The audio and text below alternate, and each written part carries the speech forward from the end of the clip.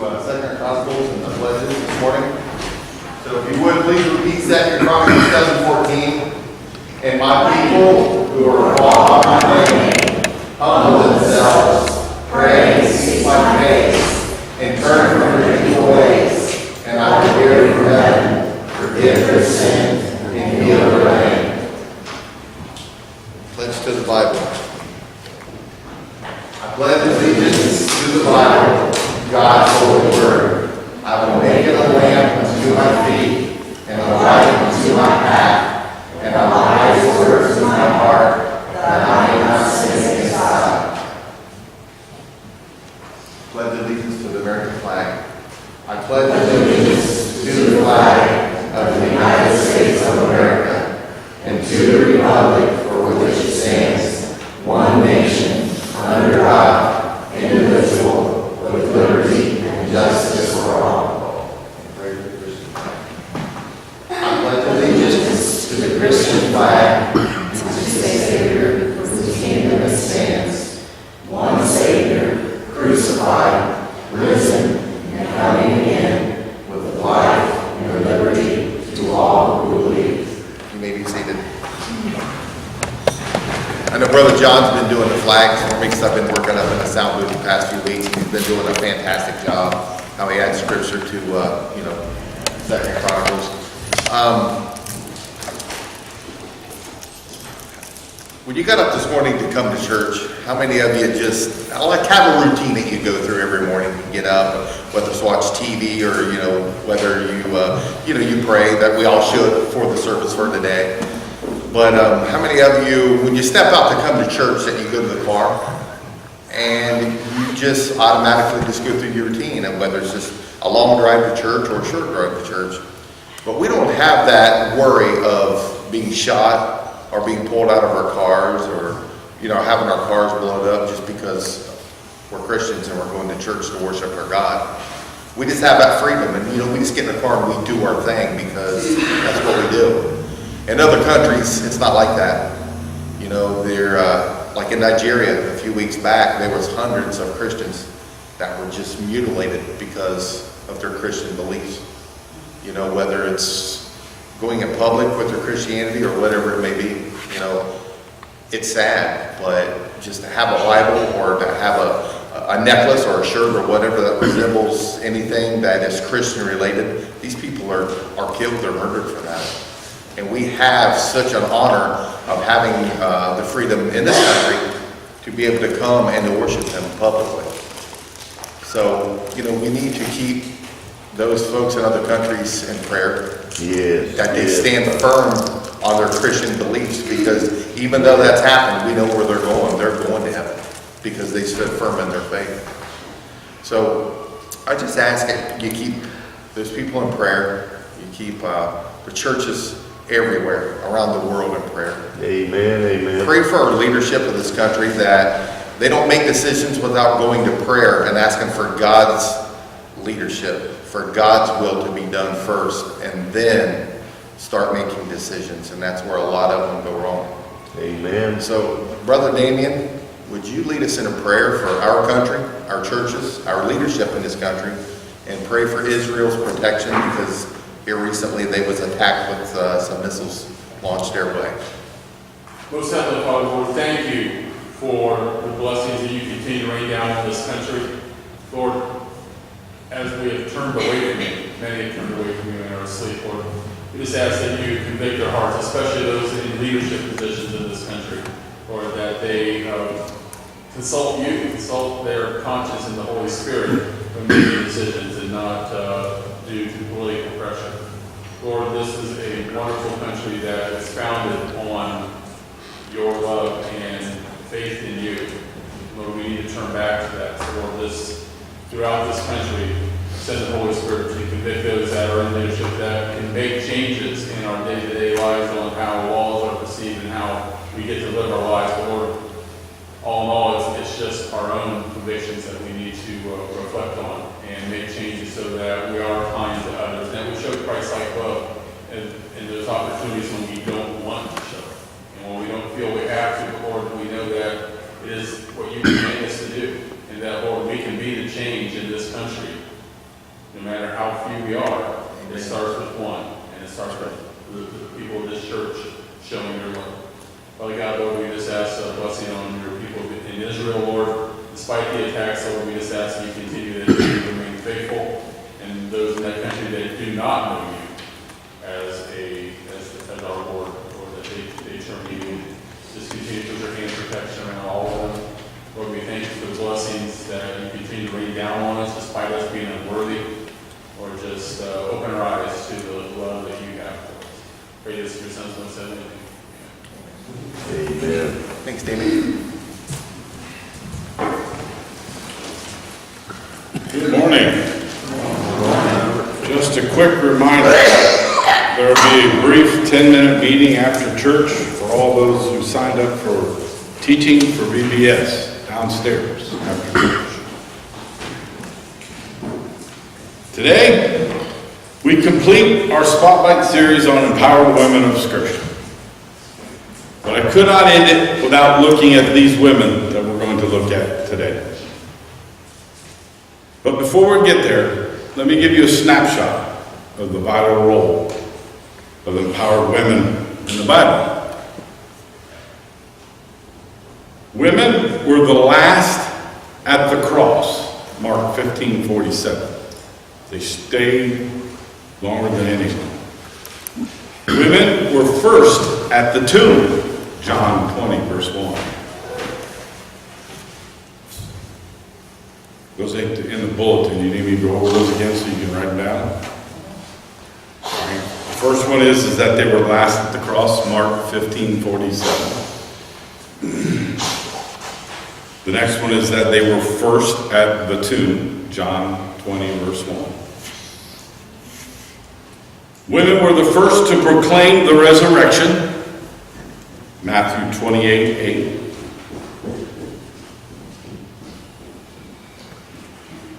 Women were the first Europeans to greet Paul on his missionary trip, Acts chapter 16, verses 13 and 14. And women were the first converts in Europe by Paul, Acts 16, 13, and 14 also.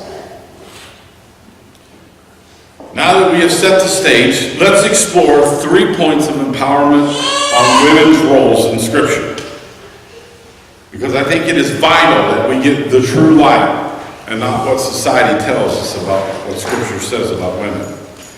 And the first point is that women were created to be helpmates.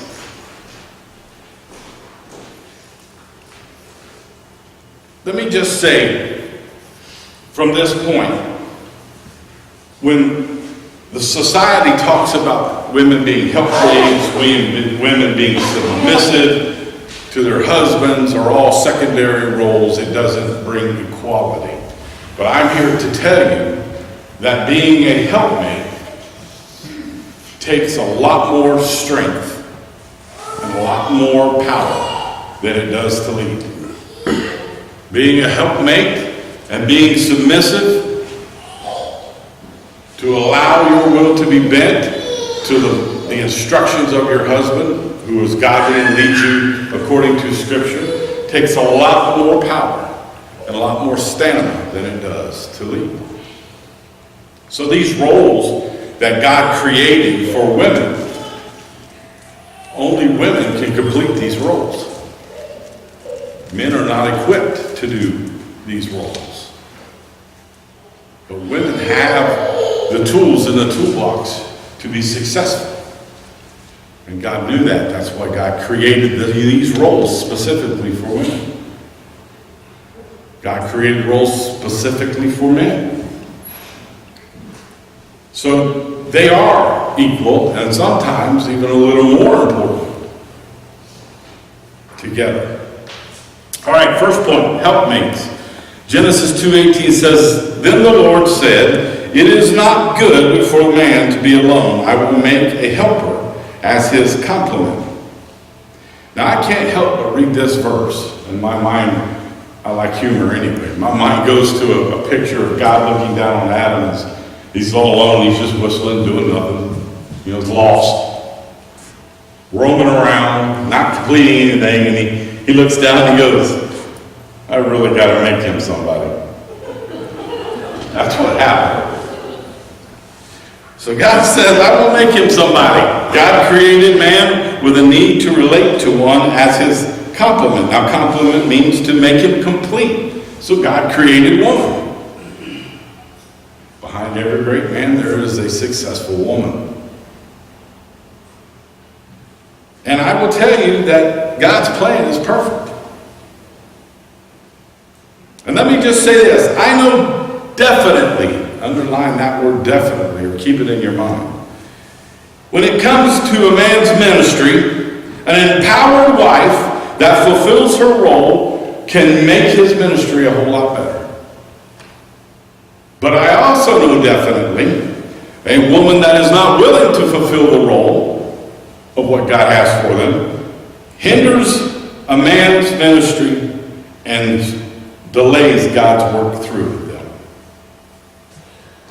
And the key to this is it can't be anything else. It's either a helpmate or not a helpmate. It's either someone that is improving their husband's ministry or it's someone that is not. There's no middle ground on that. And I will tell you, an empowered woman is something special to a man. Proverbs 12:4 says, a capable wife is her husband's crown, but a wife who causes shame is like rottenness in his bones.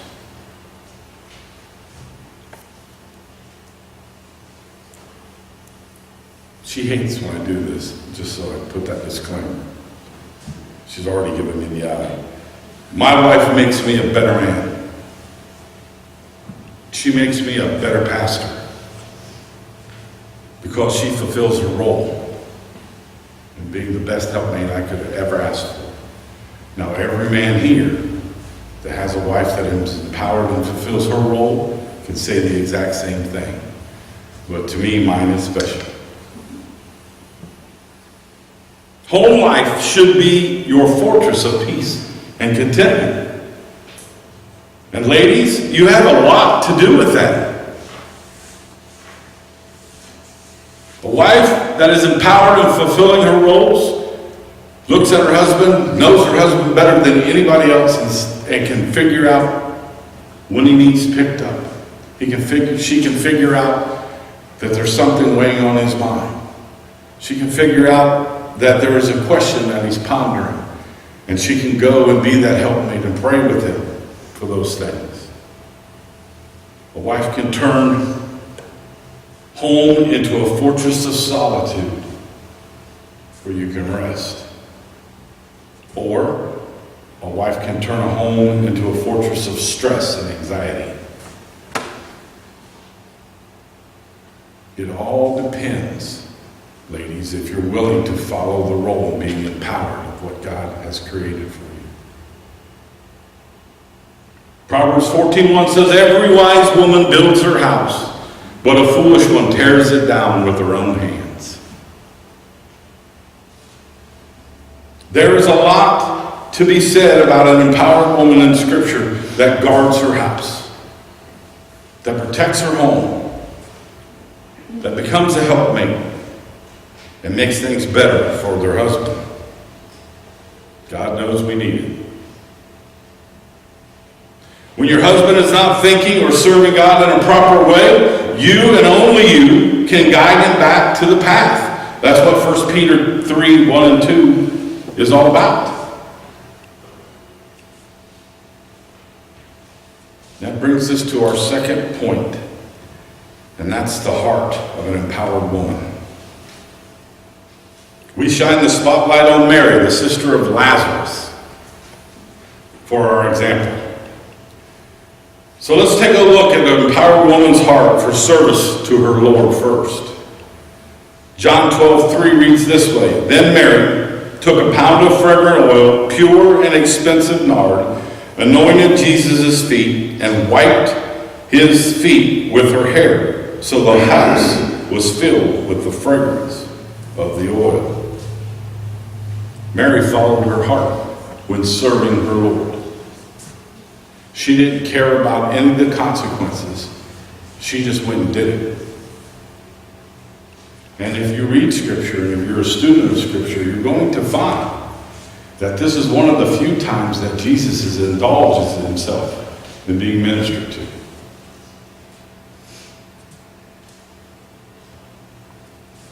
We can see Mary's heart for Jesus in the fact, number one, that she did not care about the cost of the oil. There were some there that did, namely Judas, but she didn't care. It was to minister to her Lord.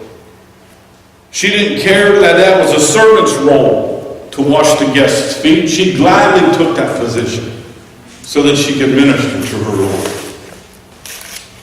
Using her hair was remarkable, since Jewish women rarely let their hair down in public. There was no one else in the world at that moment in time for Mary except for Jesus. No one else mattered, no one else cared, and I truly believe she didn't see anyone else there. And that is the heart of an empowered woman. A second example, we'll find the spotlight shines on Dorcas. In Acts chapter 9, verse 36 and 37, it reads, "In Joppa there was a disciple named Tabitha, which is translated Dorcas. She was always doing good works and acts of charity. In those days she became sick and died. After washing her, they placed her in a room upstairs." First thing I want you to understand is that it says that she was a disciple of Jesus. Now we're going to get into what the ministry was, and as she shined her heart, that was an example. But I want you to know how important this woman was. Look at verse 39. "So Peter got up and went with them. When he arrived, they led him up to the room upstairs. And all the widows approached him, weeping and showing them the robes and clothes that Dorcas had made while she was with them." This woman was a disciple, and she was truly important, because the moment Peter, the head disciple, found out, he went. So it tells you the importance. But her heart for charity and her heart for the needy shined through, to the point where they seen all the robes and clothes that she made. That took a lot of time, it took a lot of money, it took a lot of material to make these things. But she handed these out. So being a disciple of Jesus, her heart shined. For all those that received that, they knew that she was a disciple of Jesus Christ. She fulfilled that part of the ministry. When Mother Teresa was working as a missionary, the Pope said she's getting older, she needs a vehicle to get around to the small towns. So the church got her a car so that she could drive it around to the small towns and make it easier on her. She said thank you. She turned around and sold the car and gave the money to the poor, and she continued to walk. She had a heart for the needy. Women have hearts that go out for the needy. Their hearts are tender. If you don't believe me, let them watch the Hallmark Channel, and if they don't cry, something's wrong. Dorcas was clearly a follower of Jesus Christ. Her heart shined on Jesus every time she handed out a garment. In Proverbs chapter 31, verse 20, it says, "Her hands reached out to the poor, and she extends her hands to the needy." Proverbs 31, we're going to talk about that in just a minute. But I want you to know this verse is live here in this church. Our community dinners were started by our women of the church. The idea came from our women of the church. Our women started it. And as it grew, women came to take different roles. Priscilla took it over for a while, and Miss Polly Schmaltz has been helping with the calendar and the things, and Missy Davison helping with it. And now it's changing again. Missy's stepped up into the leadership role for it. Polly Rudder has joined that group. the ladies of the church make this ministry work. And God is blessing it. God is blessing it with funds to provide for it. He's blessing it with people coming to Jesus. He's blessing it with the ability for Mary to continue to give his devotions and sharpen his skills. And then our third point is the value of an empowered woman's heart. Go to Proverbs chapter 31, verses 10 through 12, and it reads this way. Who can find a capable wife? She is far more precious than jewels. The heart of her husband trusts in her, and he will not lack anything good. She rewards him with good, not evil, all the days of her life. King James Version, it talks about the heart of her husband being in her hand, and it's a picture that I'm going to illustrate or talk about. Have you ever noticed, ladies, that you're with your husband and somebody comes up to your husband and say, boy, you're getting a little pudgy around the midsection there. You better watch that. And the guy just laughs and shrugs it off, doesn't think twice about it. But if you would come up and say, honey, you're getting a little pudgy around there, you need to watch it, you would hurt your husband. There's so many wives that says, you know, 50 people can tell him that, and I tell it to him one time and he gets mad at me. I don't understand, I can't even talk to him. No, what you don't understand is that you have your husband's heart in your hands. No one else does. I just say I'm a good cook. Yeah, that's right. Good resume. So you have the option of either covering that heart and protecting it, or squeezing that heart and hurting it. No other person has that ability. Only you, an empowered wife, have that ability. You are entrusted with it. And you're worth more than jewels when you protect his heart. You're more valuable than anything, especially to them. I know. I am indebted to my God for my wife. She is more precious than jewels. That sums it up. Godly women are precious. Empowered, godly women are needed for their households, and they're needed for their church to fulfill their role and be successful in ministry. So when society is telling you the roles that the Bible has for women make them second class or lesser of a person or not equal, you can step up and say, you're wrong. The roles are set for only women to be able to follow. And they are important when it comes to your husband. They are important when it comes to your family. The first thing when a marriage flies apart is that someone is not fulfilling their role. It's either the husband or the wife. And that needs to be dissected and changed. Proverbs 31:30 says, charm is deceptive and beauty is fleeting, but a woman who fears the Lord will be praised.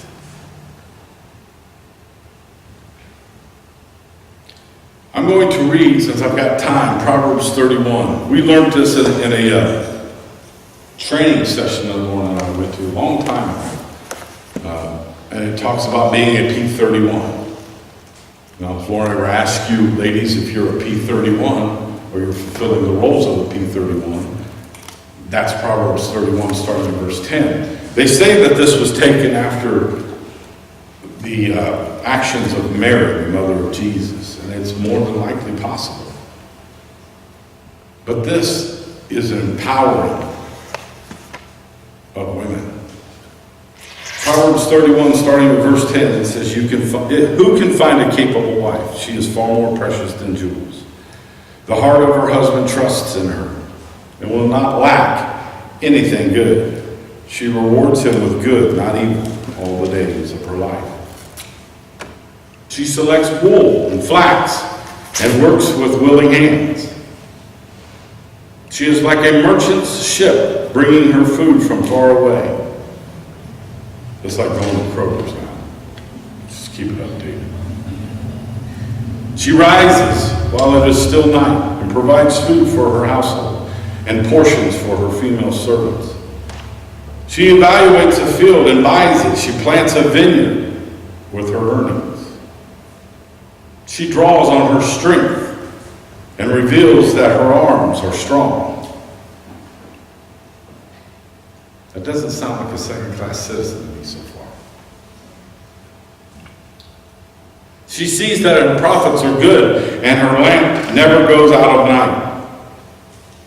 She extends her hands to the spinning staff and her hands hold the spindle. Her hands reach out to the poor and she extends her hands to the needy. She is not afraid for her household when it snows, for all in her household are doubly clothed. She makes her own bed coverings. Her clothing is fine linen and purple. Her husband is known at the city gates when he sits among the elders of the land. I just want you to hear that. The reflection of an empowered woman that does the roles that God has set for her.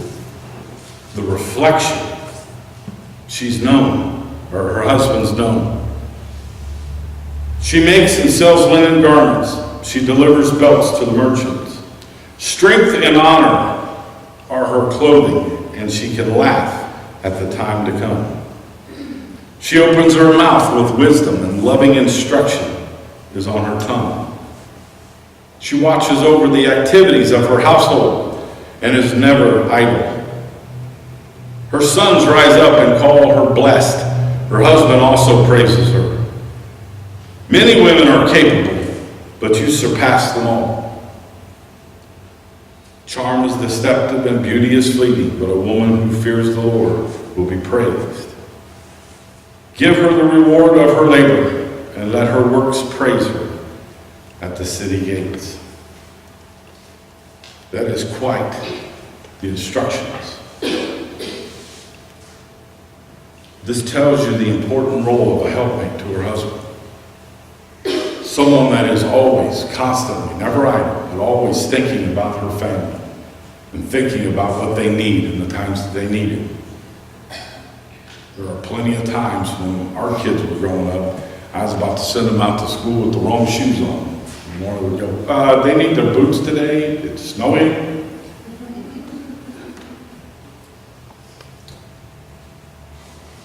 A woman is precious. An empowered, godly woman that fulfills her roles is precious for her household. So the question in this empowered series, as you see throughout, and I purposely chose women that were not so well known, except for Hannah, that was Mother's Day. So that you understand that maybe they didn't get a whole chapter or a whole book written about them in Scripture. Some of these women had 2 verses, but those verses were so powerful. There is nothing more precious than an empowered woman when it comes to fulfilling her role in Scripture.